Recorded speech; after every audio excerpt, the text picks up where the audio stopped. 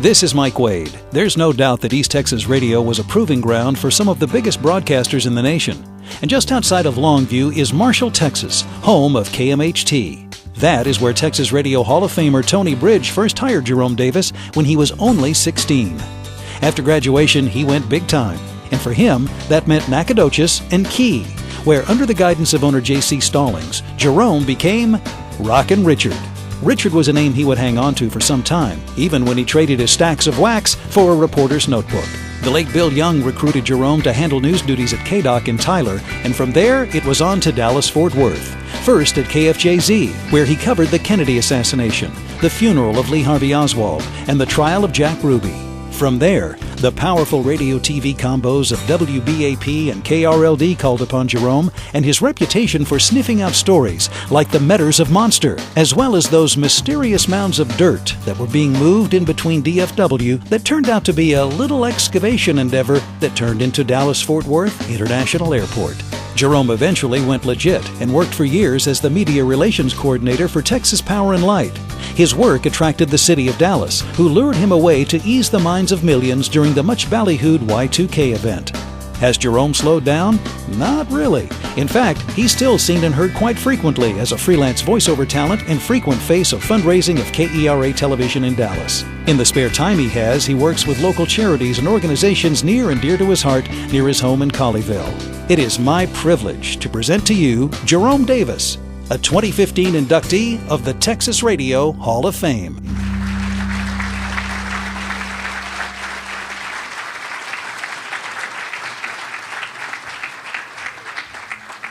Jim, I have an admission to make. I was never fired from a radio station. Sorry about that.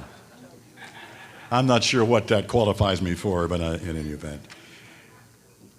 I too have written out some comments because I'm getting a little bit of that age where, you know, you could go on and on and on, and I want to limit it to 2 minutes like I've been instructed. First, I want to tell you I'm so pleased to be inducted in the Hall of Fame. What an honor. It's been a few years we've been trying and working, and I want to thank all of you who have supported me this year for induction. I look at the list of folks who have been inducted in the past.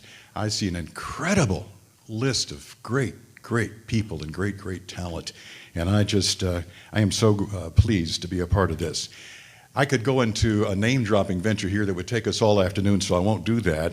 But first of all, I want to thank Josh Halstead and his wife Kim for putting this all together and making such a great occasion of it.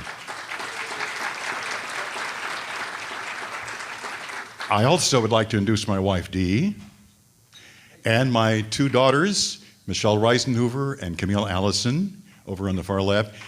They put up with so many crazy hours and so many weird calls at 3 o'clock in the morning over the years as I was in the news business. I thank them so much for that, and I appreciate it. Also with them are 4 of my 5 grandchildren. In that bunch are a couple of Aggies and 1 Mean Green. And the Mean Green is up there in Denton working with Buzz Bouchard and his folks. He's honing his journalism skills and broadcasting skills, and I expect one day he'll be here making a speech in the Hall of Fame. I also want to again thank Tony Bridge, who is a 2010 inductee. He just was not able to be here today. He wanted to so badly, but he just couldn't make it. Tony hired me when I was 16 years old. Boy, he took a chance to work at KMHT in Marshall. I like to say he rescued me from working on a loading ramp at the Dr. Pepper plant there in Marshall, and that's exactly what he did. That was in 1958. We were still using reel-to-reel tape recorders in the control room, those big turntables that we're familiar with, and real vinyl records that got scratched every once in a while, and we had to do something about that. I don't know if Tony even thought about all of the doors and the opportunities that would be open because of that first job he gave me, but friends, it's been an incredible ride. I work with some great people in Marshall and Carthage and Nacogdoches and Tyler and Dallas-Fort Worth, and I learned something from just about every one of them. When we came to Dallas-Fort Worth, Dallas was a separate market. In fact, at KFJZ, we exchanged actualities with KLIF, just 30 miles away. Six Flags was just 2 years old. Dallas had not one, but 2 major football teams, professional football teams, And the Cowboys played in the Cotton Bowl. A far cry from Jerry's world, isn't it, huh? Baseball was still Texas League, and the Rangers were 7 years away. The Mavericks were still another 17 years away. When I went to work at WBAP, there that name is again, that seems to fit in a lot of resumes here. When I went to work at WBAP, it was still part of Channel 5 television. The AM radio side was still trading frequencies with WFAA, 82570, and they do that about every 3 hours because early on, there wasn't really very much radio programming, so they'd get one of those big vinyl records, and they would play it on 570, then they'd flip and play it on 820, and they did it on and on and on. I think that finally came out in the late 60s. But it was very interesting because you do a newscast at 255 on one frequency, and at 3 o'clock you do it on the other one. It was an interesting experience. Being in broadcasting in the 1960s and 70s was a perfect place for a history buff like me. I recorded some of it as a reporter, but you could see a lot of it on television, film, and the 10 o'clock news.